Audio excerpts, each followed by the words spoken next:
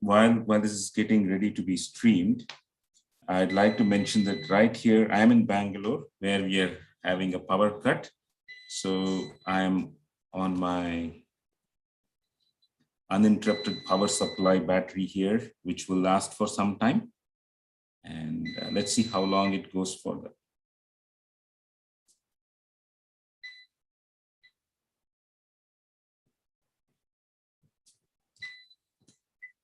Okay, so let's continue. Let me also share my screen. And I'd like to first recap what we heard from His Grace Nityananda Pran Prabhu in the previous session. Okay, and what was a wonderful session. If some of you had missed it, I'd like to recommend you to see it again. Let me share my screen.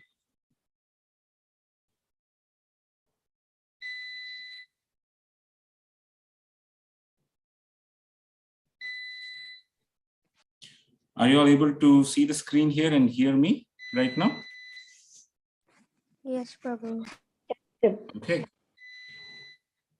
Okay, so here we are. So in the previous session, we heard how Ravana approached Mother Sita very slyly. And as he met Mother Sita, he was completely floored by her, and he began to express her bodily beauty, right? So while he was expressing his bodily beauty, he also said a very famous verse and a very nice verse. It's especially very useful for us to have it in the back of our mind. He told Mother Sita, Varam malyam varam bhojyam varam vastram cha shobhane bhartaram cha varam manye tvadyuktam asite kshane. He told Varam, one minute here. Yeah. He basically said, Varam means the best of something. He said, oh, Sita, you need the best of garlics, the best of food items to be eaten, the best of clothes, Varam Vastram cha Shobhane, and Bhartaram cha Varam Manye. And I think, Manye means I think, Bhartaram cha, you need the most suitable husband. Here was Ravana trying to basically position himself into being accepted by Mother Sita. He is trying to insert in her mind a feeling that she is in the forest all alone, her husband has gone somewhere else. And he's saying, why are you in this condition? A lady like you would need the best of ornaments, the best of dresses, and the best of the husbands. Do you really have one? This statement by Mother Sita was actually, by Ravana, is actually the similar way in which our mind often sends across a very subtle message to us. The way the mind says is, do you really think you are in the best position right now? Don't you think you need to move on to do something better? Don't you deserve something better, etc.? And this is how lust enters into our system. Just like Ravana, the personification of lust, was trying to entice Mother Sita, in the same way, our lusty mind, because of the association with all unnecessary and very distracting tendencies, because of those tendencies, we get over enamored by these lustful tendencies. And just like how Ravana is trying to capture Mother Sita's attention, these lustful tendencies tend to capture us. Having said this, Varam Malyam, Varam Bhojam, actually you need me. And after he said this, there was also, as he was being fed by Mother Sita, we heard last time that Mother Sita invited Ravana, and because he was dressed in the garb of a sage, she invited him, she gave him food to eat with whatever food she had from the forest, not made of grains, etc., but made of the roots of the forest. She gave him some food to eat, and as he was eating it, he was observing Maithili, So Sita is being called as Maithili, the princess of Mithila. And what was he thinking? Tasya aharena dhrutam, tasya harane dhrutam manah. Tasyaha harane dhrutam manah. He fixed in his mind that harane, that he has to abduct her. And Valmiki says, what was he actually trying to accomplish? Atma avadhaya. He was actually bringing about the destruction of his own body and his very existence on the earthly planet at that point in time. Right? The Atma can never be killed. In the Bhagavad Gita, Krishna says that very clearly, that the soul can never be killed, can never be cut into pieces. So the Atma in this, Atma Avadhaya, the Atma here can refer to, in general, the soul, the mind, the body, one's desires, etc. So in this context, it is the killing of his body. So what is the key message that we get from Ravana's conversations with Mother Sita? This aspect that don't I deserve more is actually a manifestation of the lustful tendency in a living entity. Rather than seeing it that way, we should actually go in the mode of, how can I serve more? It is not deserve more, it is how can I serve more? That is the true nature of a liberated soul. Not knowing that and being totally enamored by this material energy, we think in terms of how much we deserve more. So the service is metamorphosized into deserving something. And look at Ravana. What he did was, he saw Mother Sita there and he wanted to get her somehow or the other. That is either by hook or by crook. In our own lives, we often mistake that trying to accomplish a goal by hook or crook is actually true achievement. We have to be careful here. Am I trying to achieve a goal which is basically an exhibition of my lustful tendency? Or am I trying to achieve a goal which will help in the long-term spiritual edification for myself and that for others in this world? That should be the discerning factor. Okay. So when Ravana was observing Mother Sita in this way, and he tried to entice her by saying, hey, you need something better. This is not the right situation for you to be in. He asked her, can you please let me know more about your own self? And as he was trying to buy time for himself, and his praise Nityananda Pran Prabhu, he said last time about this verse, where Mother Sita said that she lived in the house of the family of Ikshwaku, in the house of the Ikshwaku kings for 12 years. And then she said something, Bhunjana Manushan Bhogan. For 12 years, she said, I enjoyed Bhunjana Manushan Bhoga, all the pleasures which can be enjoyed by human beings. We'll come back to this later. Later in our conversation, we'll see Ravana will use almost the same words. And then he says, I can give you something better than Manushan Bhoga. That is the way he's trying to entice Mother Sita to go along with him to Lanka. And at that point in time, when she says, when Ravana tried to entice Mother Sita, we had a whole half an hour discussion, which Nityananda Pran Prabhu spoke last time. At the end of his enticement, Ravana said, I want to take you with me. I want you, please come with me. And at that time, Mother Sita started speaking. And what does she do first? She basically spoke about this verse here, this verse number 17 here. Dadyatna pratigrihnyat asatyam bruyatna cha anrutam etad brahmana ramasya dhruvam ratam anuttamam. She told Ravana about something about Lord Ramachandra. She said, oh Brahmana, he was still as yet in the garb of a Brahmana. And yet, so she said, oh Brahmana, this is Rama's firm resolve and his great vow. What is it? Dadyat, he's a giver. Na pratigrahniya, not receiving. One should give and never take. That is, Rama is a giver, but not a taker. Satyam bruyat, na cha anritam. He's the one who speaks the truth, na cha anritam. He doesn't speak a lie. Right? So, we hear from Rupa Goswami, Dadati pratigrahnyati gukyam from the Nectar of Instruction, that the exchanges amongst devotees should be Dadati and pratigrahnyati. One should give and receive. And here we hear from Valmiki Ramayana that Mother Sita is telling Rama is a person who gives but does not receive. So what, isn't it a contradiction here? In the Nectar of Instruction, an aspiring sadhaka is told to both give and receive.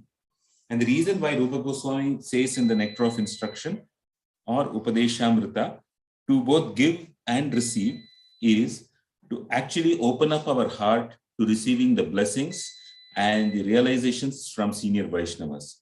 If we don't receive something from others, we tend to become proud and we will not be able to move higher in life, because our entire spiritual path is that of Avaroha Panti.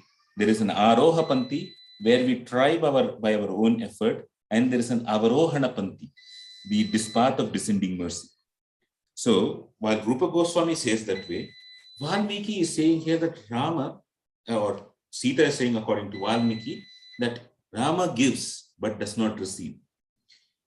We should understand that Sita is telling this in this particular context, that Rama does not look for selfishly taking something from others. He wants to give everything, whatever people want to them. Sugriva wanted a kingdom, he got a kingdom. If Vibhishana wanted shelter, he gave shelter to Vibhishana. Whatever people want from Lord Ramachandra, he gives it to them. That is his nature. So in here, we see a stark difference between the qualities of Rama and Ravana. Whereas Ravana had come to take Mother Sita, Rama had come to give whatever is best required for a living entity to that living entity. That's the difference here. Rama's life was one of giving. If Kaikeyi wanted a kingdom, he gave the kingdom to her, right? Even if a person expresses, I want X, Lord Ramchandra is one who gives like 100X, 1000X. To that extent, he goes on to give. That's one distinction between the quality of Rama and Ravana. And the second is, Rama went to the forest just to uphold the truth, a word given by his father to his stepmother. That's the extent to which he is on the side of the truth. Whereas Ravana had disguised himself as a mendicant with saffron robes, as a sannyasi, and he had tried to basically abduct Mother Sita. I mean, that was his plan. And Mother Sita saw through it. So she is talking about these words so that at least after hearing these qualities, there can be a change in the heart of Ravana that, hey, am I being truthful?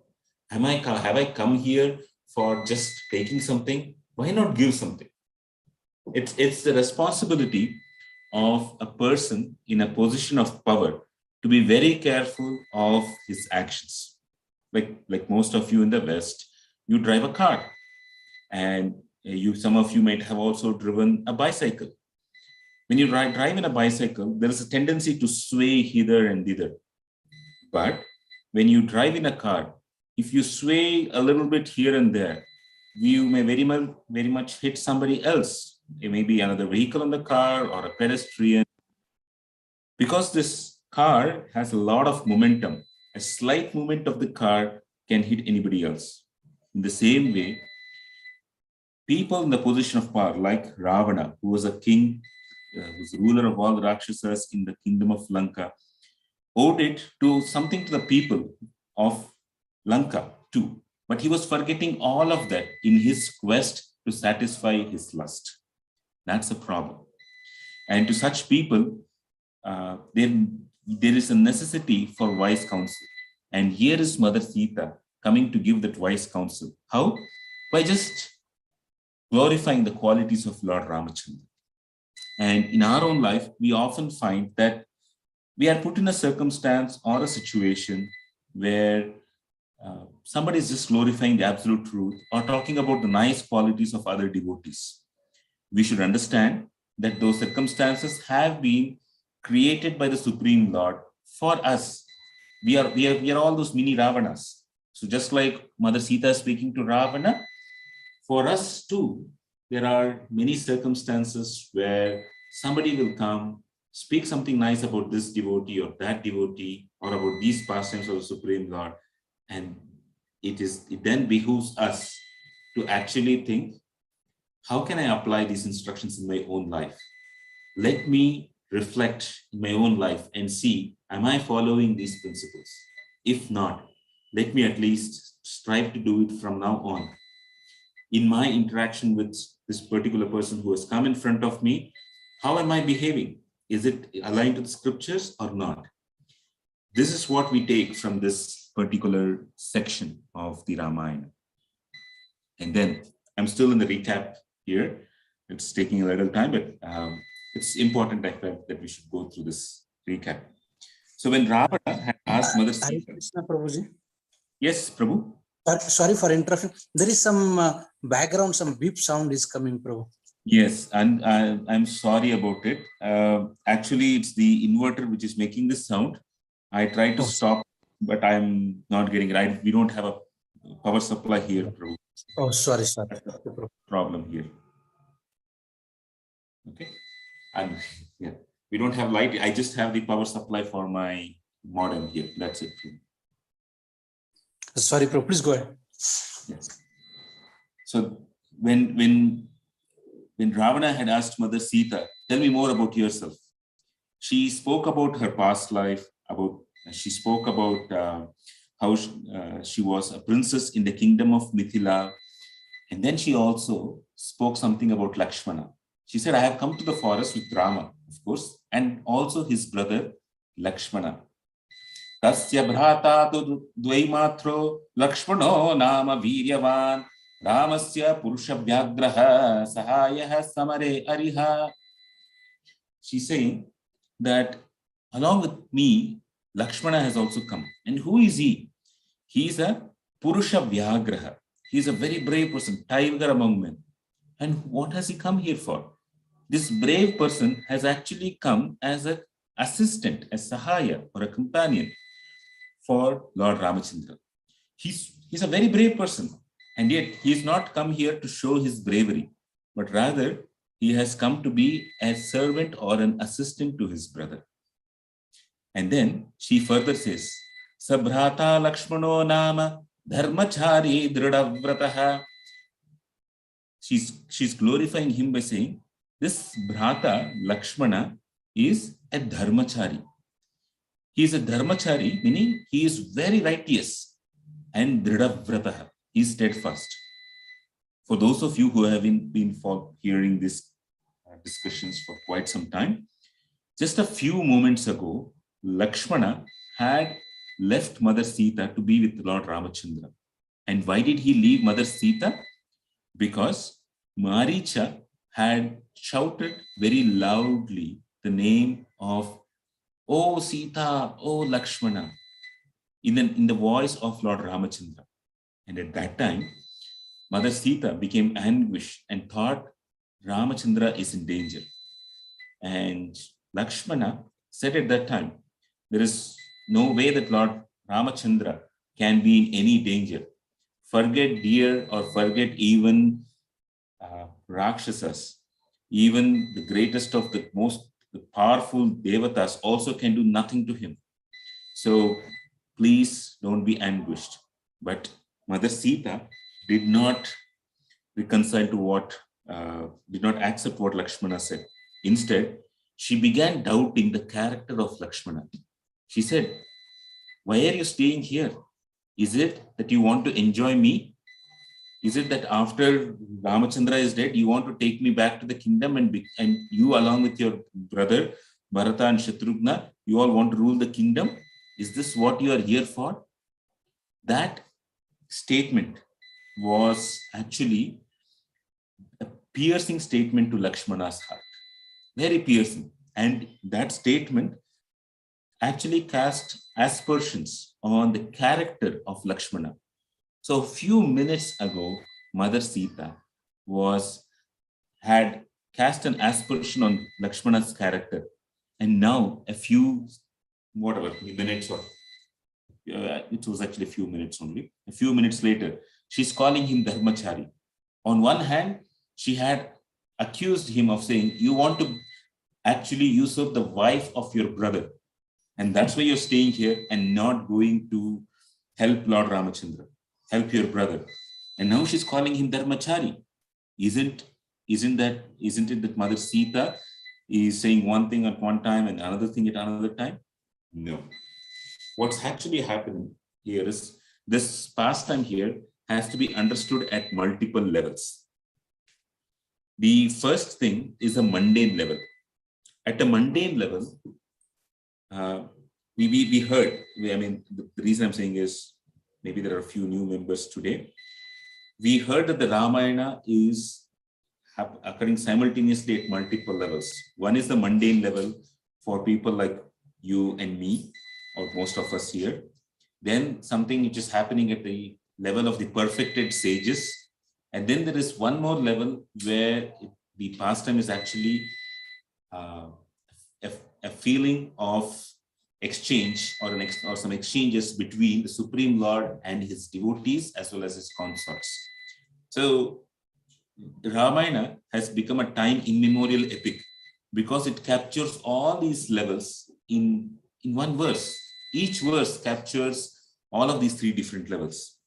So at the mundane level, what we need to understand here is that sometimes people have an emotional outburst, and we often tend to ascribe to these emotional outbursts the fundamental nature of that individual. If somebody says something to us, we think he is always like that. He had those feelings in him always, and now it has come out.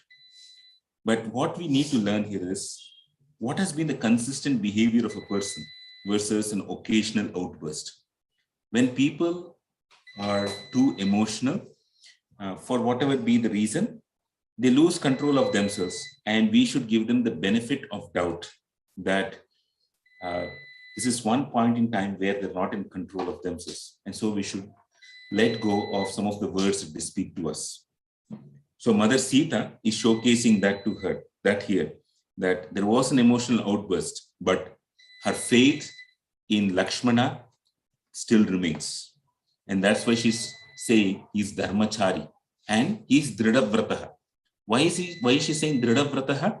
She's saying that because Lakshmana will never fail from his vow of protecting Ramachandra and even Sita. So she is glorifying Lakshmana because even if Ravana were to think, I can just dispose of Ramachandra. She's saying that it is not just Ramachandra whom you have to encounter, there is Lakshmana too. Okay. So, and the Lakshmana strength actually comes from his vow to Lord Ramachandra. For most of us, we think that our strength comes from our abilities. But in the spiritual parlance, our strength comes from our dependence and our commitment to the Supreme Lord. Quite often we find devotees say, I feel that I am lacking the strength to practice whatever sadhana, bhakti that has been given in the scriptures. At that point in time, if what we can learn from this particular section of the Ramayana is that if we rely on these two things, a commitment given to a superior and on their mercy and their blessings, we can cross over all those insurmountable obstacles.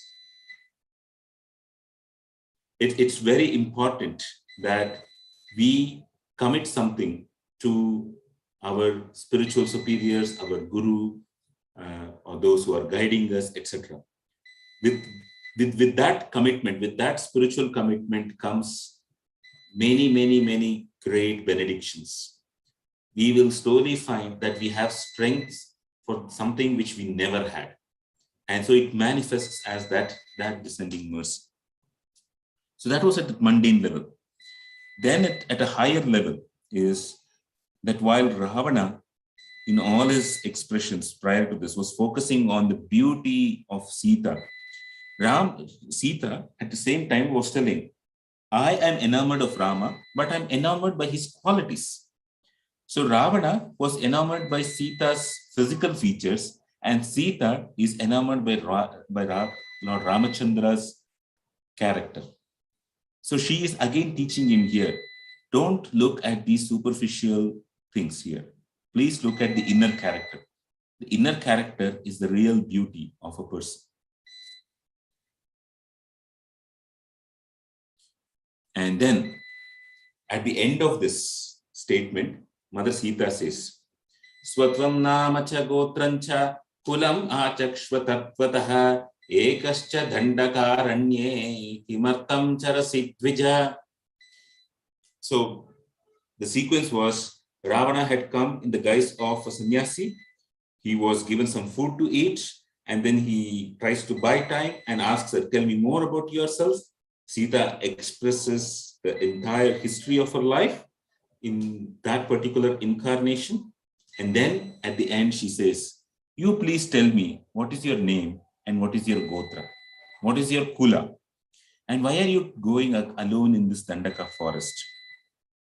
There is a saying in many Indian cultures, in many languages. I know in Tamil, I know in Kannada, and I'm very sure it might be there in many other cultures and languages too, that one should not investigate what is the source of a river or what is the source of a sage. Rishi Mula and Nadi Mula is what it is called. That one should not try to identify what is the source of a rishi and what is the source of a river. Why? A rishi may have had a very bad past, like how you often say in the West, every saint had a past, every sinner has a future. So a rishi may have had a good past or a bad past. That is immaterial. The fact that right now he has become a perfected soul and that he is able to connect to the absolute truth is very important. We need to take that particular aspect from him or her and not just look at the past. So Mother Sita, who is a princess from the kingdom of Mithila, who was further trained as a crown princess, almost as a crown princess in the kingdom of Ayodhya, she very well knew that a saint should not be asked for what is your gotra and what is your kula. A gotra means which lineage of saints do you come from? Kula, what is your family background as such? A sannyasi does not have these attributes. He has renounced these attributes. If that is the case, why is Mother Sita asking this? Mother Sita is asking this because she knew that a sannyasi who is describing the bodily parts of a lady is actually not a true sannyasi at all. So she didn't call him by the word yati. In Sanskrit, a sannyasi is called by the word yati. Instead, she addressed him as dvija, twice born. So a dvija is at a lesser stature than that of a yati. So this verse clearly indicates that Mother Sita knew who he is, and she's actually asking him, come out in truth. Tell me your side of the story. Be truthful now. So a point which His Grace Nityananda Pran Prabhu was telling consistently is that no demon was killed when Mother Sita was personally present. Only when Mother Sita moves away from the picture, a demon is killed. That's because she is the personification of compassion. That's Mother Sita.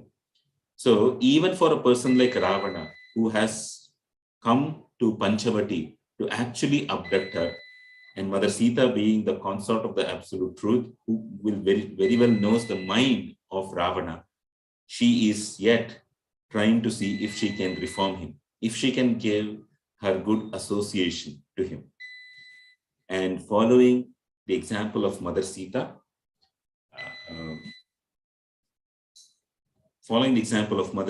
all the acharyas in our lineage also do something very similar. They understand the ill-motivated intentions of those who often come to them, and yet they are very, very, very tolerant. We often go to our spiritual master or we go to some other devotees expecting that we have a problem which needs to be addressed immediately. And this problem has nothing to do with our eternal spiritual life. There may be many other mundane solutions which we can get, but we go to a spiritual person expecting a mundane solution. And what we do, however, sometimes is couch this mundane problem as a spiritual need. We try to portray that this is actually something spiritual and have a conversation accordingly. But yet, our spiritual guides, our spiritual master, the devotees whom we are in touch with, recognize our deep attachments and yet help us to move forward in life, just like what Mother Sita is doing. Right? So this is what we learn from Ramayana. And why is it that our acharyas follow in the footsteps of Mother Sita or the goddess of fortune or Srimati Radharani? It is because they appreciate her quality so much that the qualities of Srimati Radharani or Mother Sita actually comes to them. The more we appreciate the qualities of somebody, those very same qualities come to us too.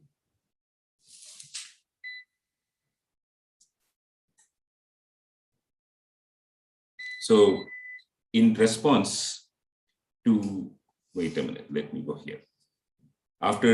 In response to whatever Mother Sita asked, what did Ravana do? He said, Yena vitrasita lokaha sadeva asura pannagaha aham tu Ravano nama site raksho ganeshwaraha. So we spent half an hour in recap, and now is where we start from where His Grace Nityananda Pran Prabhu left. He said, O Sita, I am called Ravana, the lord of demons, by whom all the words of demons, snakes, and gods are frightened. So if you look at Ravana's statement, what is he trying to show here? He is trying to establish his value in front of Mother Sita on the basis of his strength. He's thinking that just because everybody is afraid of him, Mother Sita will also be afraid of him, and she will accept to his overtures or his indications of wanting to have a lusty relationship with her. That is what he thinks. But what was Sita's response actually? Mother Sita did three things. First, she, as usual, she continued to praise Lord Ramachandra. Then she expressed to Ravana what is her source of strength. And then finally, she warned Ravana. So we'll go through this here. The first thing is praise Lord Ramachandra. So some of you may ask a question here.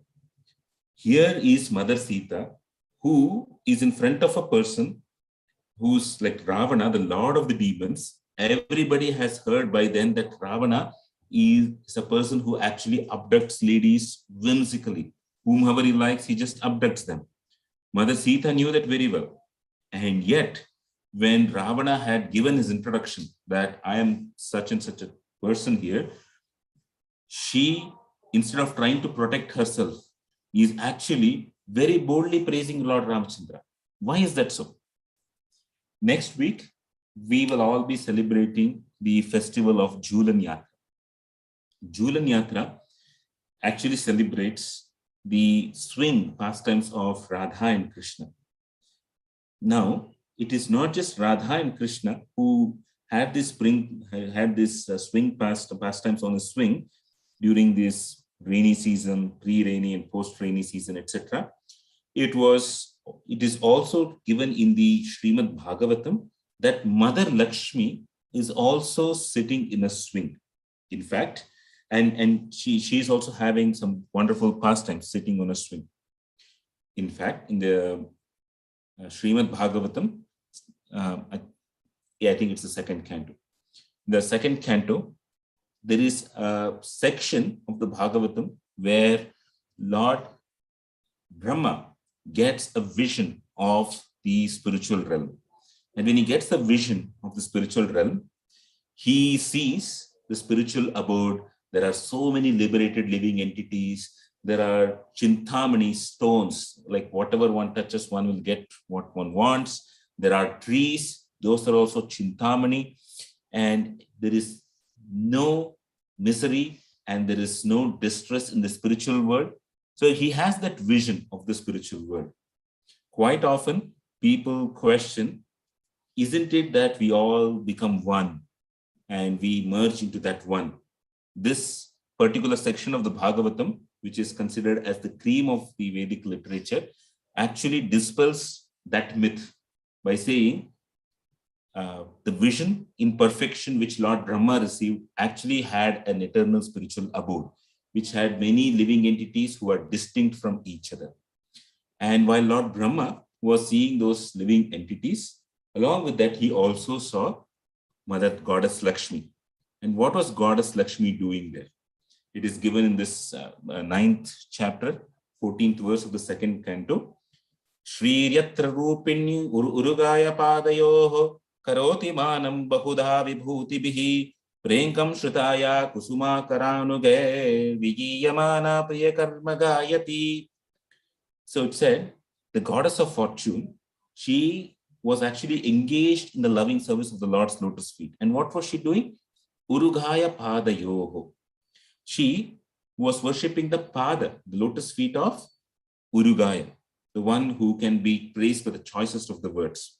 So in that planet, Lakshmi, in her spiritual form, was worshipping Manam Karoti, the feet of the Supreme Lord, with Vibhuti Bihi, many articles of worship. And then Prenkam, thereafter, he also saw that Mother Lakshmi mounted a swing. And then there were some bees who were buzzing around her, Kusumakara. And these bees were actually praising her activities. And what was she doing? She was also singing about the activities of her dear Lord. So while she was sitting on the swing, she was glorifying her eternal master, Lord Vishnu. And Mother Sita is an expansion of Goddess Lakshmi. And therefore, what is she doing here? She's doing the same thing that she's doing in the spiritual world. So we are told in a slightly converse way, if we practice our spiritual life here, we will go back to a spiritual realm where we'll do the same activities in perfection. Here, it's the opposite, because Mother Goddess Lakshmi in the spiritual world is always glorifying Lord Ramachandra or Lord Vishnu. When they incarnate on planet Earth, they don't stop that activity. They are continuing to do the same thing, be it on the swing or be it when Ravana comes on the scene. So that's one reason why Goddess or Mother Sita is glorifying Lord Ramachandra. It is that it is a constitutional nature to glorify Lord Ramachandra. She cannot stop it. And then there is this second point here. It's given in the Chaitanya Charitamrita. Krishna Bhakti Janma Mula Hoya Sadhu Sangha Krishna Prema Janme Te Ho Puna Mukhya Anga. Just a minute. Yeah. It said in the Chaitanya Charitamrita Madhya Leela that the root cause of devotional service to Lord Krishna is Krishna Bhakti Janma Mula. Krishna Bhakti to arise, the Mula, the root is Sadhu Sangha. So the association of advanced devotees. Ravana did not get that kind of association as yet. Mother Sita wanted to give the Sadhu Sangha to Ravana, and hence she started glorifying Lord Ramachandra. So it was for these reasons that she started glorifying Lord Ramachandra. And then let me just a minute here. Okay, I think we are 8:15 right now. I'll try for a few more minutes and then we'll wrap it up soon.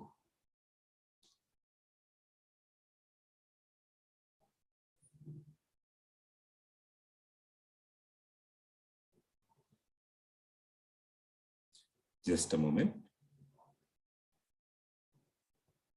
So how did Mother Sita praise Lord Ramachandra? She praised him this way.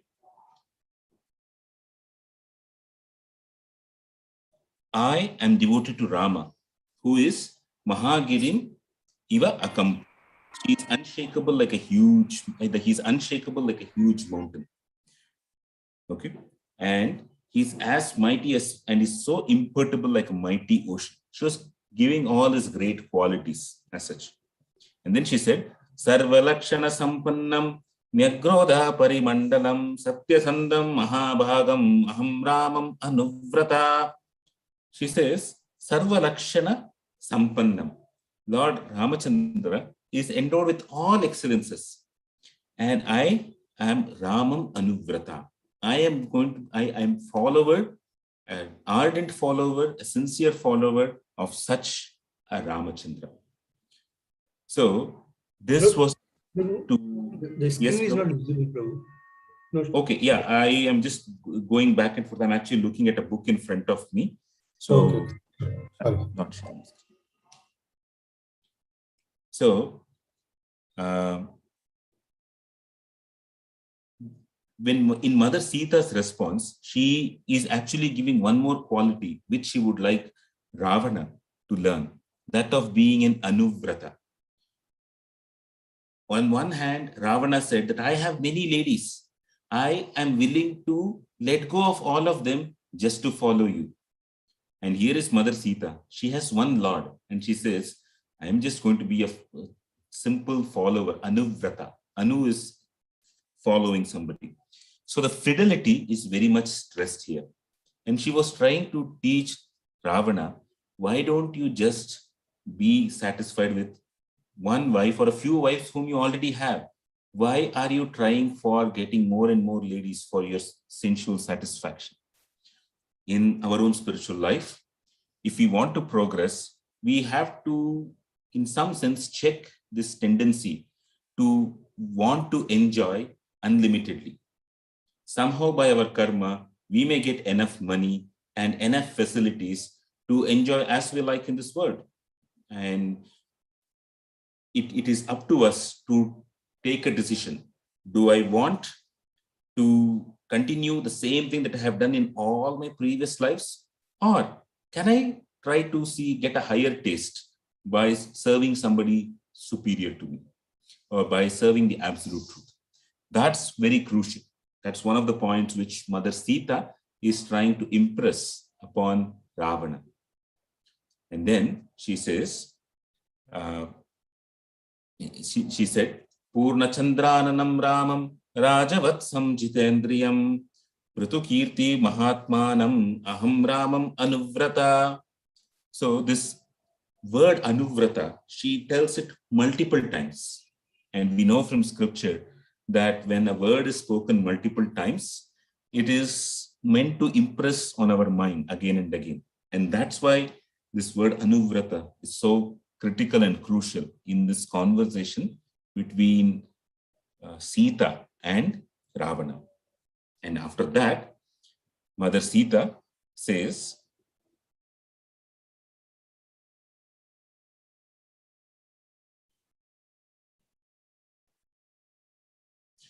Mandaram Parvata Shreshtam Panina Hartumichasi Kalakutam Visham Pitva Swastiman Gantumichasi.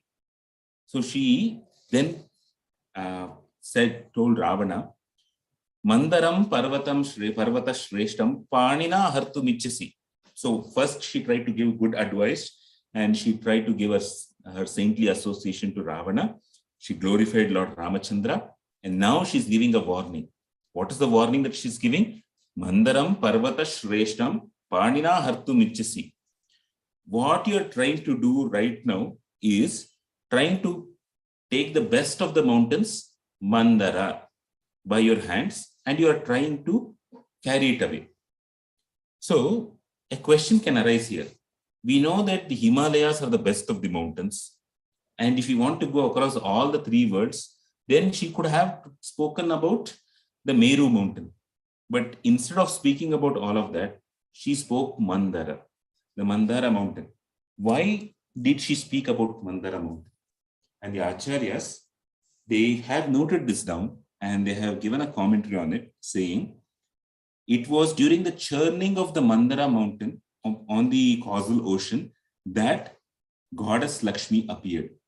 And this Mandara mountain, when it was being churned by the Asuras as well as the Suras, this Mandara mountain was wobbling, it was falling down in the ocean.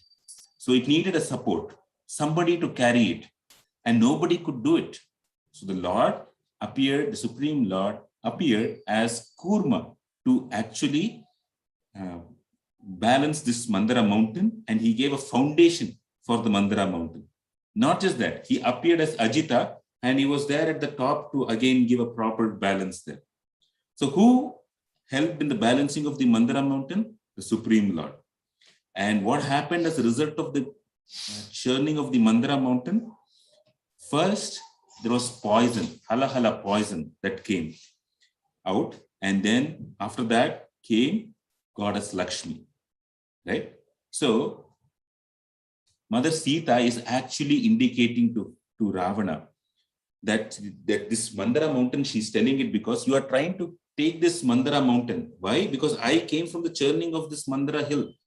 And this came because of the presence of the Supreme Lord as Kurma avatar. And you are you as strong that you can even take the Mandara mountain in your hands? You cannot. In fact, just with the tip of his tortoise shell as Kurma avatara, he was able to support the entire Mandara mountain. And you are so egregious that you think you can carry me, who was the worthy companion of the Supreme Lord. So this was one of the warnings which Mother Sita gave to Ravana.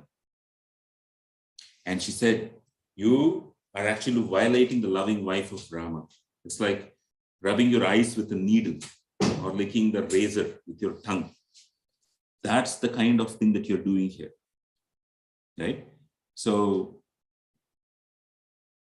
after speaking, after giving all these warnings, and in many more ways, she gave many other warnings to Ravana. She said that it looks like you are actually seeing golden trees. In Shastra, it is said that when somebody sees a golden tree, it means that his end is near. It's a mirage. When people are about to die, many things happen.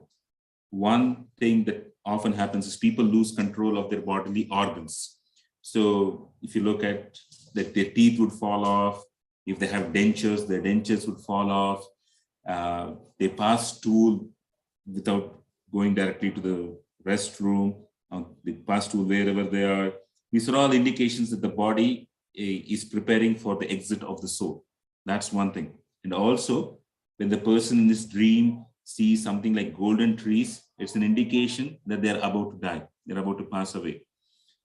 So she told him, it looks like you are a person who's seeing the golden trees, which means your end is near because you're trying for something which shouldn't be done. And she said, the difference between you and Ramachandra is something like, what's the difference between gold and lead, or between sandalwood and slime, or between an elephant and a cat of the forest. So she, in various ways, she compared how low he is and how great Ramachandra is. After saying all of this, Ravana was not satisfied. He did not think that, hey, Sita does not want me. He started his next attempt at trying to convince her. And this is what happens with people who are too much overswayed by their lusty desires. They don't see the writing on the wall. They can't hear the right message. And they continue to persist on this path of satisfying their lusty desires. And that is something we should avoid. I'll pause here. It's 8:22. Any comments or any suggestions? Any other appreciations from your own reading that you'd like to share?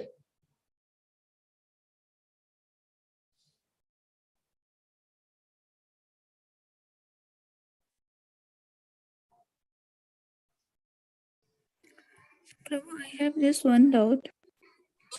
Yes, Mataji, please do tell me. That statement from Mother Sita towards Lakshman. I mean, I have heard your explanation that it could have been the emotional outburst, but does it suit or does it? I mean, how can we accept it from Mother Sita? Actually, in the previous, not the previous session, the one session prior to that, we discussed that in detail. And part of it is like other things in Ramayana, we see that it's happening at multiple levels. Mother Sita wanted the demons in Lanka to be liberated at the earliest as possible. She wanted the unfolding of the pastimes. And so for that to happen, it would come about only when she goes to Lanka. But for her to go to Lanka, that can happen only when Ravana comes and abducts her. And for that to happen, Lakshmana and Rama should not be in the scene. That is when all of this can happen. So one of the things which our Acharya say here is, it is her compassion to the demons in Lanka that she spoke such a harsh word, so that at least with that harsh word, he would leave her. And then she can extend her compassion to all the Rakshasis, at least the Rakshasis in Lanka. So later when she goes to Lanka, we will hear how by giving her association to the female Rakshasas, that is the Rakshasis in Lanka, all of them became liberated. Hanuman wanted to actually kill them.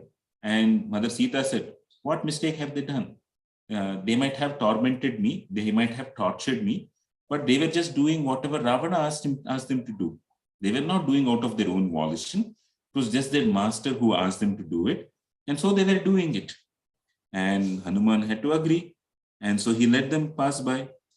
And so it was not just passing, but they had these Rakshasis had their intense gratitude to Mother Sita.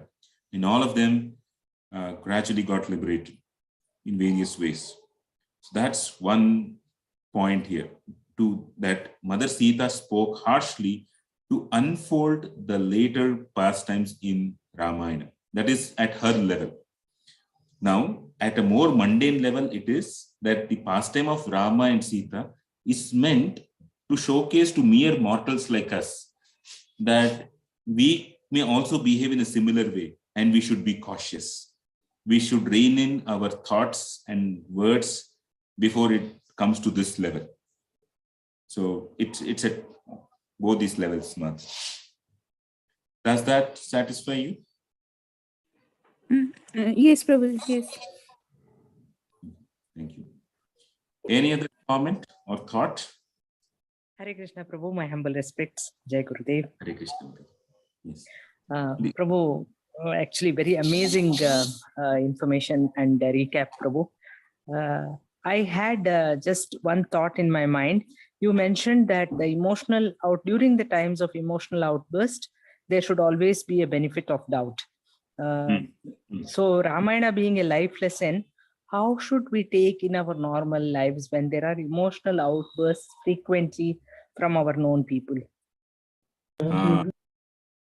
Okay.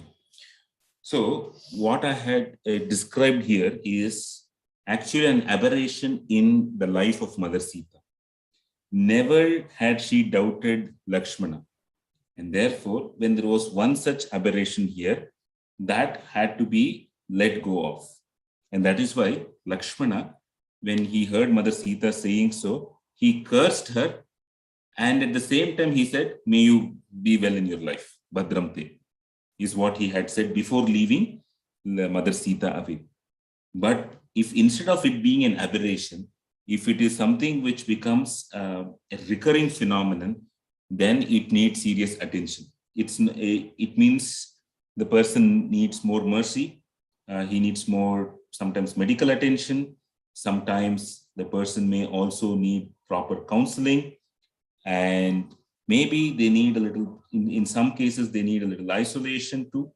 So those are other extreme cases, Mataji. Okay. What I spoke was only for an aberration. It is not for a Oh, regular phenomenon. okay, okay, Prabhu. Thank you. Thank you, Prabhu. Hare Krishna. Hare Krishna, Prabhuji. Yes, Vibhu Chaitanya, please do tell. Prabhuji, I had a doubt like, why did Krishna send us to this material world? Instead of that, he can directly take us to Lord, to Goloka, right? So, is it that, I guess, like all children, even I was a child once upon a time, we all like to go from one standard to another standard, or one grade to another grade without studying, right? It would be best if there are no exams. Isn't it true? You just keep moving from one grade to another grade. You always get some degree, some certificate. Without putting effort itself, also, if you get something, it will be great. Do you like that kind of a thing? Yes, Prabhuji. If there's no exam and no studying, I would go. Like, it would be easier. Yes. So, because we often think that coming to this material world is like an exam, we are afraid of these exams, and we say, why should there be examinations? We can, without examination itself, I should get the highest thing that I need.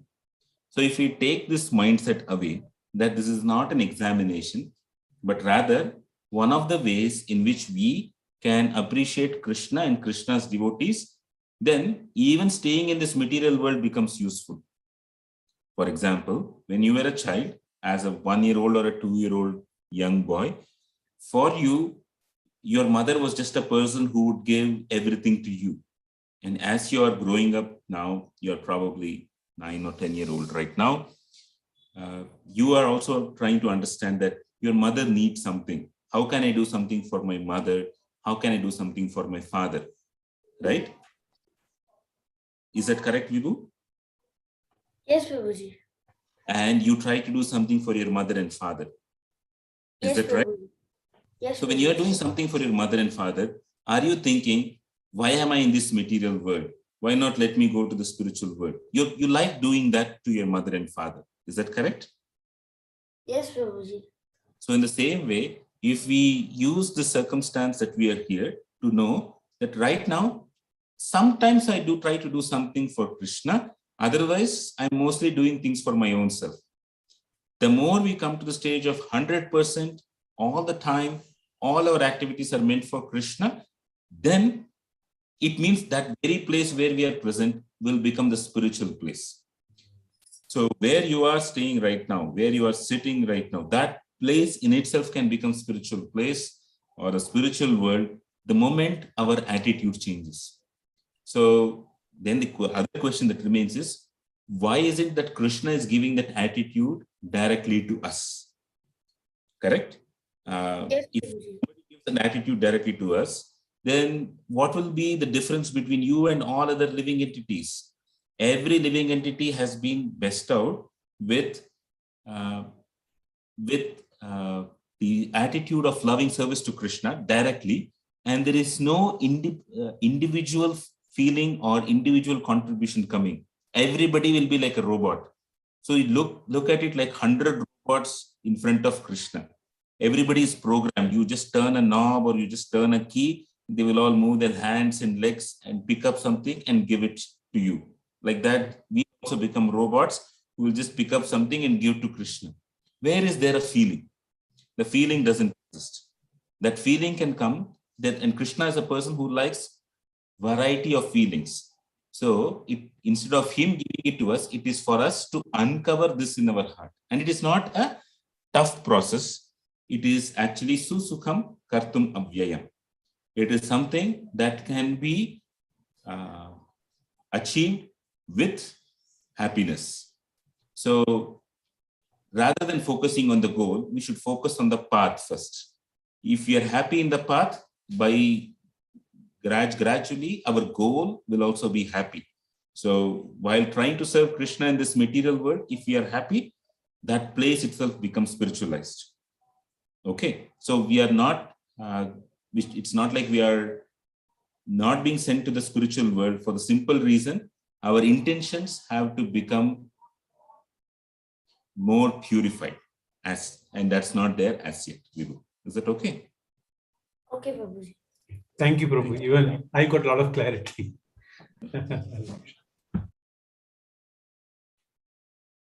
Any other comment before we close? Gaurachandra Prabhu, would you like to add something, Prabhu? I'd like to hear your realizations if you're there.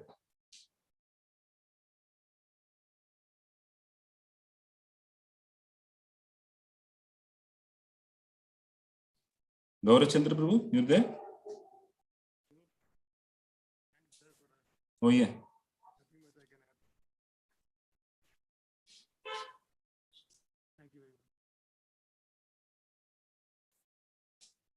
You're mute. I mean, I see that your microphone is unmuted, but I can't hear you, Prabhu.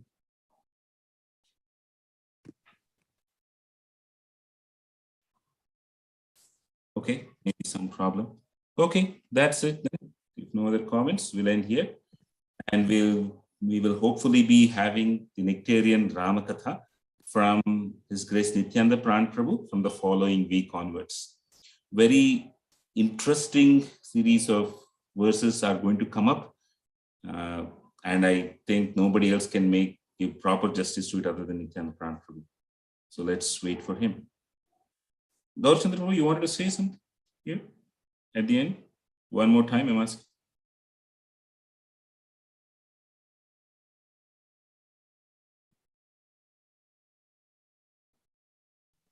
Okay, that's it. Thank you very much. Srila Prabhupada ki Jai.